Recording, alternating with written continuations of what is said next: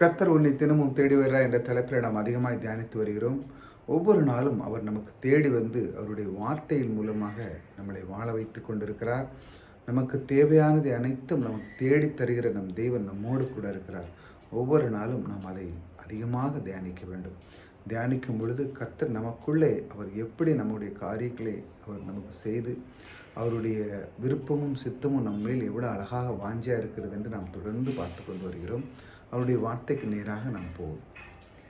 மனுஷனுடைய அகங்காரத்துக்கு அவர்களை உமது சமூகத்தின் மறைவிலே மறைத்து, நாவுகளின் சண்டைக்கு அவர்களை விலக்கி உமது கூடாரத்திலே ஒளித்து வைத்து காப்பாற்றுகிறார்.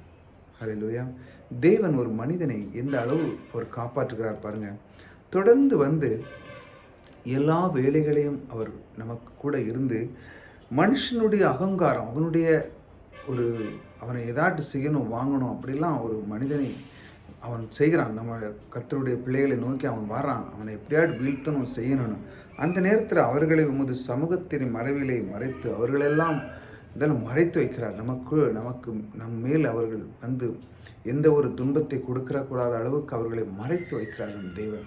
நம்முடைய அன்பு தேவன் நமக்குள்ளே இருந்து நம்மளை எந்த அளவு பாதுகாக்கிறார் பாருங்கள். அவர் தினமும் நம்மை தேடி வந்து அவர் நமக்கான வார்த்தைகளை கொடுத்து, வார்த்தைகளை கொடுத்தது மட்டுமல்ல, அது உங்கள் இதயத்தில் விதைத்து அதை அப்படியே செய்யும்படி அவர் ஒவ்வொரு நாளும் உங்களை தேடி வந்து அவர் இதை மாதிரி செய்கிறார்.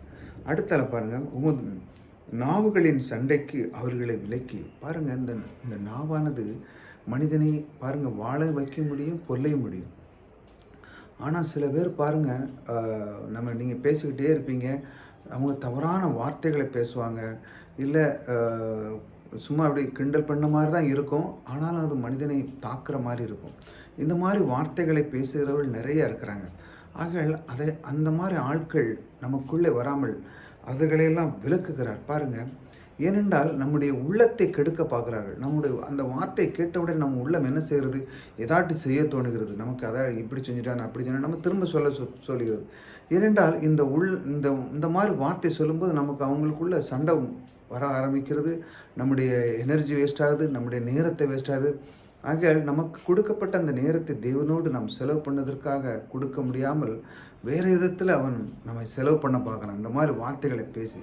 ஆகையால் அதையெல்லாம் நீக்குகிறார். எப்பொழுது நீங்கள் தேவனுடைய வார்த்தைக்கு கீழ்ப்படியும் பொழுது, தேவனுடைய வார்த்தை கீழ்ப்படிந்து நடக்கும் பொழுது, அவருக்கு நீங்கள் முதலிடம் கொடுக்கும்போது இதையெல்லாம் அவர் நீக்கிறார் பாருங்கள். உமது கூடாரத்திலே ஒளித்து வைத்து காப்பாற்று. தேவன் பாருங்கள் அந்த அளவுக்கு நம்மளை காப்பாற்றுகிறார். காப்பாற்று மட்டுமல்ல, நம்ம கூடவே இருக்கிறார். இருந்து நம்முடைய வாழ்க்கையில் எல்லா விதமான பொருளாதாரத்திலுமே சுகத்திலுமே எல்லாம் நம்ம கூட இருந்து அவர் நடத்துகிறவர் கூட இருக்கிறார். ஆக நீங்கள் எதை பற்றியும் சுமந்து போங்க. நம்மை காக்கிற தேவன், நம்மை சுமக்கிற தேவன், நம்மோடு கூட இருக்கிற தேவன், நமக்கு தேவைகளை தருகிற தேவன், நமக்கு பொருளாதாரத்தில் செழிப்பை தருகிற தேவன், அவர் கூட வருகிற தேவன். இப்படி ஒவ்வொரு நேரமும் நம் கூடவே தினமும் நம் கூடவே இருந்து அவர் நம்மை வழிநடத்தி கொண்டு இருக்கிறார். ஆக எதை பற்றியும் நீங்கள் சோர்ந்து போகாதீர்கள். நம்மை சுமக்கிற தேவன் நம்மோடு கூட இருக்கிறார்.